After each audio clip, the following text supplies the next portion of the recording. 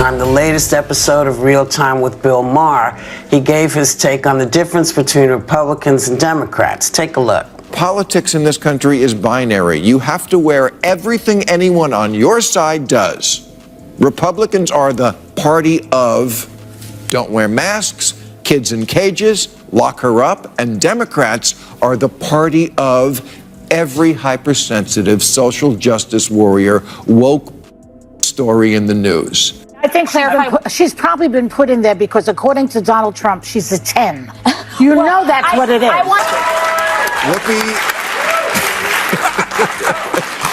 attacks me on a regular basis. She says stupid shit on a regular basis. They just happen to coincide. But can I just say this? I had on last week. Bill Maher just humiliated Joy Behar, and the internet is losing it.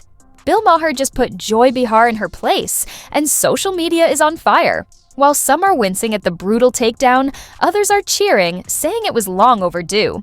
But what exactly did Maher say that sent Behar into full-blown damage control? And how did he dismantle her argument so thoroughly that woke Twitter is in full meltdown mode? We've got every jaw-dropping detail. First, we'll break down Behar's original comments that sparked the controversy. Then, we'll dive into Maher's cutting response that left her speechless. Buckle up. This is one showdown you don't want to miss. I think she's probably been put in there because, according to Donald Trump, she's a 10. You know that's what it is. I want to be clear, though. It's not her first job. It was her first press briefing. She worked in the previous Trump administration. We won't bore you with the entire exchange, but here's the bottom line. Joy Behar took a swipe at Karoline Leavitt's intelligence because, well, that's just business as usual on The View. This time, Behar claimed Leavitt only secured her role as press secretary under Donald Trump because of her looks, specifically her dress size. Yes, because in Behar's world, career qualifications apparently come down to fashion choices. The irony? Behar has been spouting hot takes and questionable opinions for decades without anyone asking for her credentials. And when co-host Alyssa Farah Griffin actually pointed out Leavitt's real experience and qualifications, Behar shrugged it off like an inconvenient truth. Enter Bill Maher. He wasn't about to let this slide. And his response? Let's just say it was classic Maher, and it shut down the nonsense in an instant. Let's break it down. But isn't it interesting that it's called, I don't think they meant this when Barbara Walters invented it a long time ago, but it's The View. Well, that's the problem in America. There is one view, right, and one that's clearly true opinion, and everybody else can go sit. Love him or hate him, one thing's for sure, Bill Maher doesn't hold back. And this time, he's taking aim at The View. The issue? Despite its name, the show isn't exactly about different perspectives. Instead, it pushes The View, the only one that's deemed acceptable. And who's leading the charge? None other than Joy Behar, who has a habit of shutting down any opinion that strays from the approved narrative, even when it comes from her own co-hosts. Just ask Alyssa Farah Griffin, who dared to offer a different take on Karoline Leavitt's nomination as press secretary. On The View, disagreement isn't just frowned upon, it's practically forbidden, but Maher wasn't about to let that slide. And his response? Let's just say it's got everyone talking. Politics in this country is binary. You have to wear everything anyone on your side does.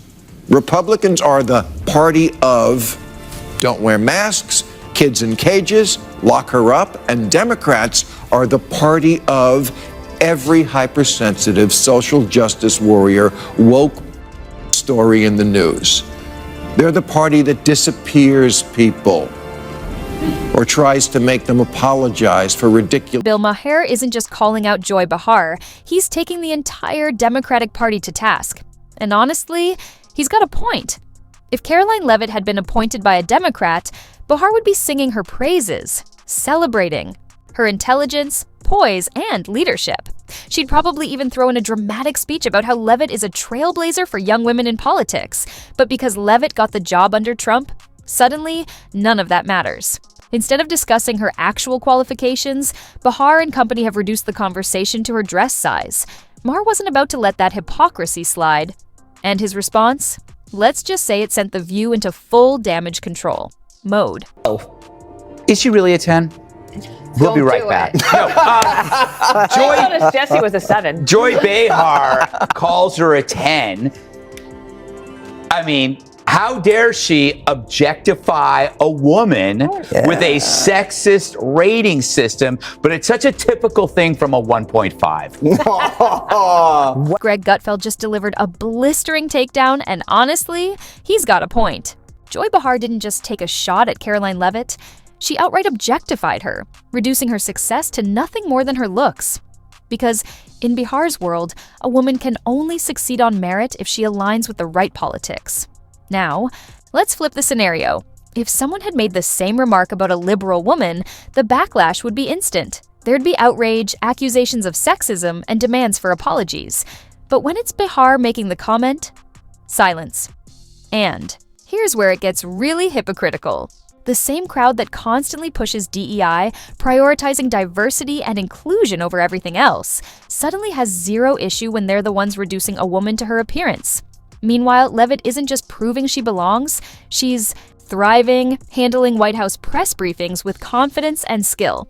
But instead of recognizing her competence, Behar resorts to personal digs. Could jealousy be at play?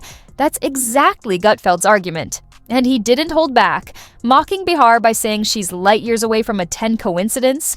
Or did Behar's attack on Leavitt come from a more personal place? She's the ever-empowering feminist, Joy herself, everyone. And this is why, of course, she's on The View and not working for the most powerful man in the world, because Caroline would wipe the floor with you bitter banshees anyway. Well, there you have it. This journalist just confirmed what we all suspected. Joy Behar? Absolutely seething with jealousy. Think about it. Caroline Leavitt is working alongside one of the most powerful leaders in the world, while Behar is still yelling over her co-hosts on a daytime talk show. And in Behar's mind, Leavitt is just some inexperienced rookie who doesn't deserve such a high-profile role. Why? Because apparently, experience only matters when it benefits her side of the aisle. But here's what Behar conveniently ignores. It's not about age. It's about intelligence, skill, and dare we say, competence. And Leavitt has all three, and that's what really burns Behar. If Leavitt were a 25-year-old liberal, she'd be hailed as a trailblazing inspiration for young women. But because she dares to think independently, she's dismissed and reduced to just her looks. And if you think we're exaggerating, just wait. Because here's Behar herself calling people sexist simply for not enjoying Kamala Harris's infamous cackle. Yep.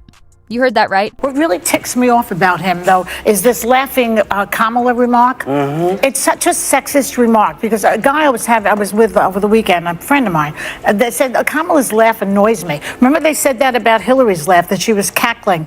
And men, you know, they don't like a funny woman. They're afraid if you laugh or you make a joke that maybe you'll do that when they're in bed with you. It's like this fear.